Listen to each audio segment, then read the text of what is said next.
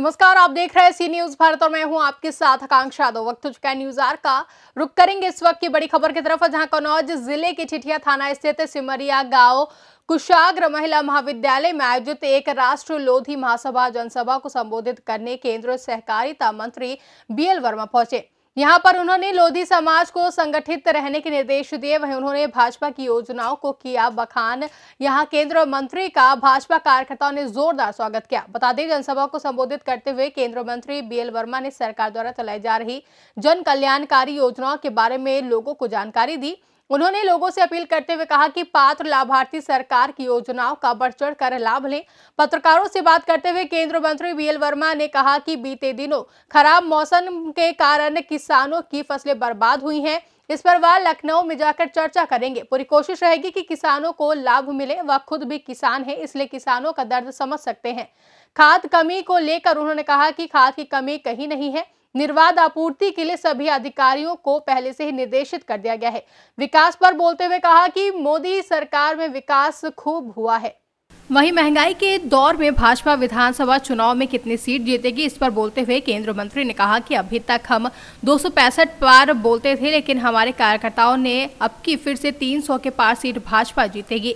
Samajwadi party द्वारा छोटी पार्टियों के गठबंधन पर बोलते हुए केंद्रीय मंत्री बीएल वर्मा ने कहा कि सपा ने 2019 लोकसभा चुनाव में बसपा से गठबंधन किया था।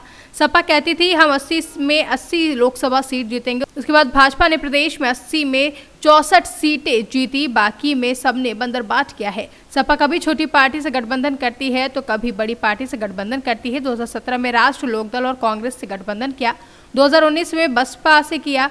वह कितने भी गठबंधन करे, लेकिन उनका हर्ष जो कि 2017 और 19 में हुआ था वही फिर से होगा। वहीं कंगना रनौत के बयान पर बोलते हुए कहा कि कंगना रनौत के बयान 1947 में आज़ादी भीख में मिली, असली आज़ादी 2014 में मिली। इस बयान पर उन्होंने कहा कि 2014 के बाद से विकास को देखेंगे तो असली विकास का उदाहरण मिलेगा। प्रधानमंत्री मोदी ने लगातार विकास का कार्य किया है। कोरोना काल में प्रधानमंत्री मोदी थे, तब इस कोरोना पर काबू पाया जा सका है। किस तरह का कार्यक्रम था? ये लोधी राजपूत महासभा ने अपना और ये कुशाग्र महिला महाविद्यालय में इसमें समाज के लोगों ने अपने समाज की चर्चा की है। हमारे समाज के अधिकांश सब नेताएँ थे। माननीय विधायक जी हमारे साथ में हैं। इस समाज की जो राष्ट्रीय अध्यक्ष वो साथ में है और समाज के लोगों ने अपनी कोई जिज्ञासा रखी है, उसकी संवाद करेंगे। और माननीय बाबूजी कल्याण सिंह जी हमारे महापुरुष हुए हैं, उनके विषय में चर्चा करना।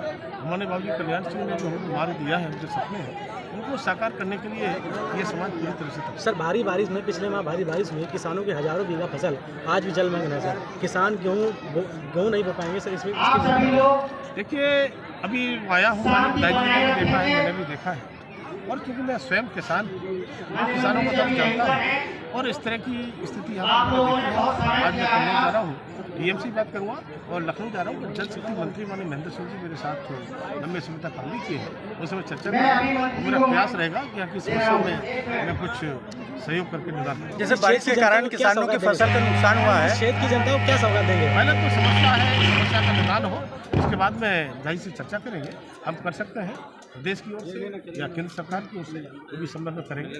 मैंने एक यहाँ पर ऐलान किया है कि किसी प्रकार की डीएपी की समस्या यहाँ पर ना हो।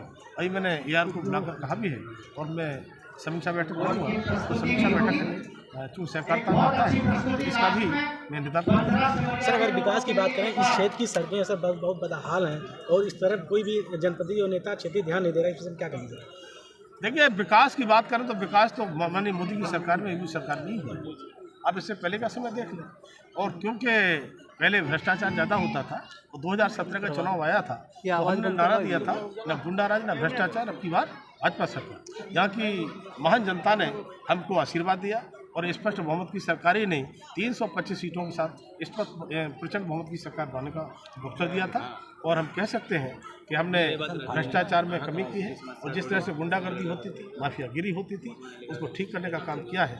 और आज अमन चैन के साथ में प्रदेश की जनता है और विकास हम दोनों सरकारों के माध्यम से लगातार कर रहे हैं, करेंगे। जैसे यूपी में महंगाई के दौरान फसल नुकसान हो गया पानी कारण, तो उस पर किसानों बेचारे भूखे मरने के कगार पे हैं, तो उनके लिए क्या आपकी तरफ से आप देर से आए शायद, मैंने विषय रखा है, हम इस समाधान भी करेंगे। और जब भुखमरी की बात आप कह रहे हैं, पहले भी महामारी और इस तरह की चीज़ें अब ऐसी परेशानी आती थी, लेकिन पहले भुखमरी के शिकार होते थे। आज हमारी केंद्र की सरकार ने, प्रदेश की सरकार ने मुफ्त में राशन देने का काम किया है, और हम उत्तर प्रदेश की सरकार को बधाई देना चाहते हैं कि होली तक के लिए फिर से हमने राशन देने का काम किया है। लेकिन किसानों के सामने जो समस्या है, इसका समाधान भी हो, इसकी चिंता हम डीएम से मिलकर और सरकार में माननीय जल शक्ति मंत्री से करेंगे। यूपी में महंगाई के दौर में विधानसभा चुनाव में भाजपा सीट की पिछली बार से अधिक होंगी या घटेंगी? देखिए, हमने उस समय बात की थी 265 प्लस की, लेकिन कार्यकर्ता हमारा कहता था अब की बार 300। और हम कह सकते हैं कि प्रदेश और केंद्र की सरकार जिस तरह से हमारी काम कर रही है, तो हम 2019 में सपा और बसपा इकट्ठे होकर के चुनाव लड़े थे, तो हमने 80 में से 64 सीटें जीती थी। सपा छोटी पार्टियों से सपा बसपा जो इकट्ठे हुए थे, तो यही अखिलेश साहब कहते थे अब तो हम 80 में से 80 जीतेंगे, लेकिन सुपड़ा साफ हो गया था। 80 में से 64 हमने जीती थी, बाकी में सबने बंटवारा किया था।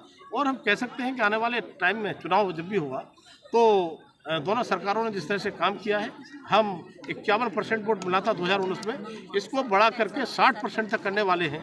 और हमने कहा है कि 100 में 60 हमारा है, बाकी में बंटवारा है, और हम प्रचंड बहुमत की सरकार 325 सीटों से क्रॉस करके बनाने जा रहे हैं। सपा छोटी पार्टियों के साथ गठबंधन कर रही है, कयास ओबीसी भी शामिल होने के लगाए हैं जा रहे हैं, भाजपा को नुकसान हो सकता है क्या? सपा कभी छोटी पार्टी से गठबंधन करती है, कभी बड़ी पार्टी से करती है। 2017 में राष्ट्रीय लोकदल और कांग्रेस से गठबंधन किया, फिर कहा कि साहब इनका जनाधार नहीं है, अब हम 2019 में बसपा से करेंगे। तो इसलिए वो कितने ही गठबंधन कर लें, लेकिन उनका हश्र जो 2017 में हुआ है, 2014 में हुआ है, 2019 में हुआ है, वो हश्र। मोदी जी 75 वर्ष पूरे होने पर आज़ादी अमृत महोत्सव मना रहे हैं, और कंगना रनौत करें आज़ादी 2014 में मिली है। देखिए, 2014 के बाद में विकास देखेंगे तो असली विकास का आपको उदाहरण मिलेगा। और जिस तरह से माननीय प्रधानमंत्री मोदी जी ने लगातार विकास भी किया है, और मोदी जी के लिए पूरी देश की जनता जो भी काम कहते हैं आह्वान को स्वीकार करती है। और पुराना काल की मैं बात कहूँ, माननीय प्रधानमंत्री मोदी जी इस देश के यशस्वी प्रधानमंत्री थे, तब इस पर हमें विजय पाई है। तो माननीय प्रधानमंत्री के नेतृत्व में हम कह सकते हैं कि जितना विकास हुआ है उतना शायद 60 साल में नहीं हुआ, उससे ज़्यादा विकास 7 साल में किया। अखिलेश यादव। कन्नौज से सी न्यूज संवाददाता प्रवीण कुमार की रिपोर्ट। फिलहाल के लिए इतना ही। देश और दुनिया की तमाम बड़ी खबरों के लिए बने रहे सी न्यूज भारत के साथ। हर खबर आपके साथ, आपके हाथ।